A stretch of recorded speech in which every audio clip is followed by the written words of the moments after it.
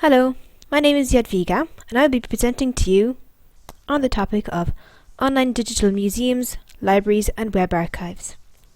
First, we will have a look at some examples of digital museums and libraries and see how they work. A primary example of a digital museum is the Google Cultural Institute. Here, the virtual tourist can view artifacts such as paintings in very high quality, visit places such as the Leaning Tower of Pisa by going on a virtual tour, and much more. The World Digital Library is an amazing learning resource which I only came across recently.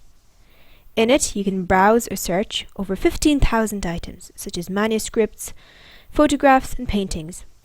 It also encourages interactive learning through timelines and interactive maps. Europeana is a website I have been familiar with for quite some time. It is a portal for Europe's digital heritage, and it claims to provide access to over 500 million digital artifacts. Europeana works with museums, archives, libraries, and other institutions across Europe to make this collection of cultural heritage possible. Europeana also organizes and presents many of its artifacts in online exhibitions pertaining to various aspects of Europe's cultural heritage, ranging from the First World War to Leonardo da Vinci to European sport heritage.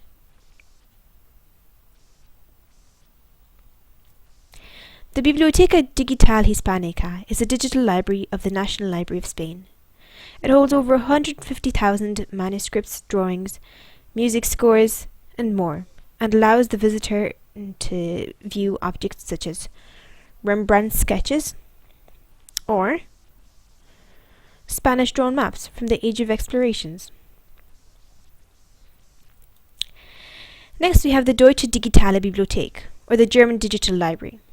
Like the Biblioteca Digital Hispanica, it too provides access to thousands of books, archives, photographs, sculptures, and more, which can be browsed according to people, exhibitions, or institutions. The Online British Library is one of my favourite digital libraries out there. Many of its manuscripts and ancient books have been digitized and are easy to browse and look at. For example, one can compare the British Library's 2 copies of the Gutenberg Bible side by side, or view ancient Greek and Hebrew manuscripts such as this one. Here's some more of what the British Library website has to offer. The visitor can read virtual books which he would otherwise never access, never mind be able to read. Available virtual books include a selection from Leonardo da Vinci's notebooks, a Bible from Ethiopia, and Mozart's musical diary. On a national level, Ireland also has her digital library, the DRI. This is Ireland's digital repository for Irish social and cultural data. It allows you to search for and browse artworks, listen to live histories, read letters, and browse videos, historical documents, and more. Feel free to watch this video about the DRI after the presentation. Continuing with the Digital Repository of Ireland, here are some examples of collections housed on the website. There are the archives from the RTE Inspiring Ireland project with 12 images, 2 audio clips, and 8 videos. And from the Sean McGillernaw digital collection, nearly 4,000 pages from the writings of the folklorist and writer Sean McGillernaw. Moving on to web archives, I'd first like to explain why it is important to archive web content. Well, the web is a place where people record their lives, thoughts, and valuable information which most often is not recorded anywhere else. The web then becomes a primary historical source, much like a letter or diary, and therefore should be archived for its cultural and historical value. The Internet Archive is the largest web crawling organisation and web archive, and its objective is to archive the entire web. Since 1996, it has archived over 279 billion web pages, which I think is an amazing figure. Its archive is fully searchable. Just type in a URL into the search box and you can view what any archived website looked like at various moments in time.